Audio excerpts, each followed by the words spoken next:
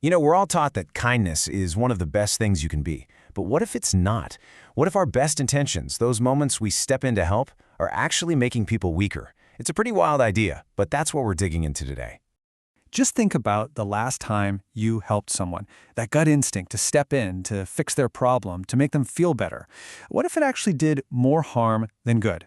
It's a really uncomfortable question, I know, but it's the exact question a brilliant and super controversial thinker wanted us all to face. And that thinker was the one and only Friedrich Nietzsche, from way back in the 19th century. Now, this guy was not afraid to shake things up. He took a really hard look at our ideas of compassion and argued that when it comes from a place of pity, well, it doesn't just hurt the person you're trying to help, it can actually drain you too.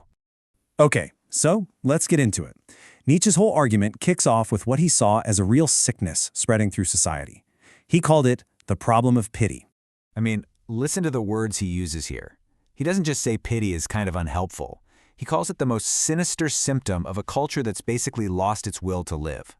For him, this wasn't some minor personality flaw, it was a full-blown illness. So why did he see it as an illness? Well, because he believed pity spreads like a virus. When we rush in to soothe someone's pain, we might actually be robbing them of something incredibly valuable, the chance to face that struggle head-on and get stronger because of it. Pity doesn't build you up, it just makes you dependent. And this all connects to his huge idea of slave morality.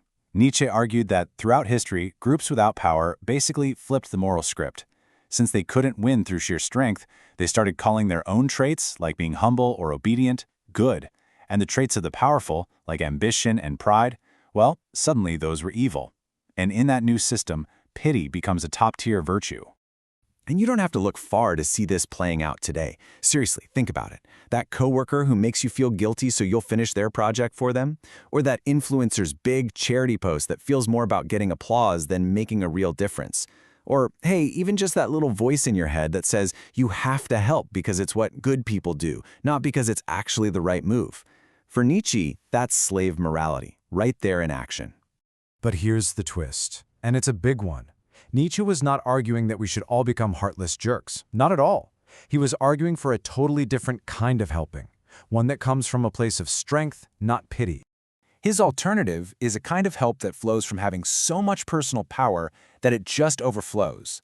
He called this the will to power. And this isn't about dominating other people. It's about mastering yourself. It's that inner drive to grow, to overcome stuff, to create.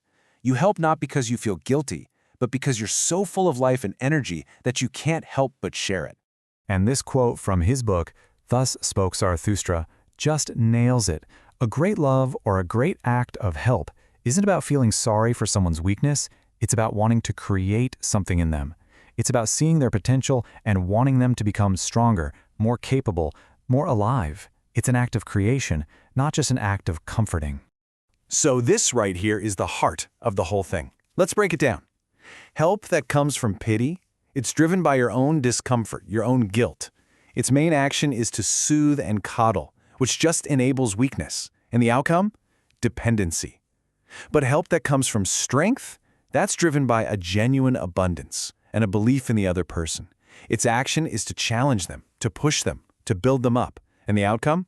Real growth and resilience. Okay, so let's get this out of the philosophy books and into the real world. How does this difference actually show up in our day-to-day lives?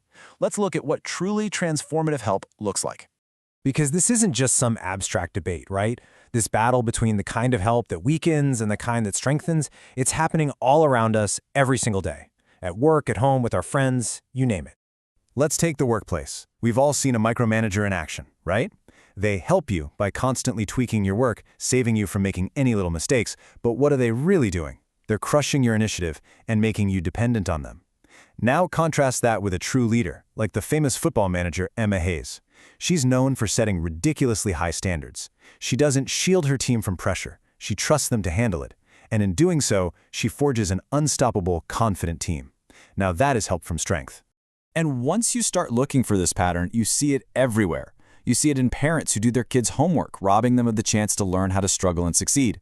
You see it in the social media callouts that seem to be more about making the poster look good than actually fixing a problem. And you see it when you rush to fix a friend's pain after a breakup instead of just letting them sit with it and grow through it. These are all forms of kindness that can actually make us weaker. So this brings it all back to us. How do we take this pretty heavy idea and actually apply it to our own lives? Well, let's walk through a few simple questions you can ask yourself the next time you feel the urge to help. Okay, think of this as a little Nietzschean gut check. Before you dive in to help someone, just pause and ask yourself these 3 things. Number 1, am I doing this from a place of real strength, or am I just trying to make my own uncomfortable feelings go away? Number 2, is my help going to spark some real, long-term growth, or is it just a quick fix for right now? And number 3, this is the big one. Would I still do this if nobody else was watching and I got 0 credit for it? Because ultimately, this is what it all boils down to. For Nietzsche, true, powerful, life-affirming help doesn't just put a bandage on a problem, it actually transforms the person. It's the difference between handing someone a crutch they have to lean on forever and coaching them until they can sprint all on their own. So I'll just leave you with this final question to chew on. The next time you feel that pull to step in and help, ask yourself with total honesty. Are you about to create strength and growth, or are you just propping up something that's already broken? According to Nietzsche, the difference between those two is, well, it's everything.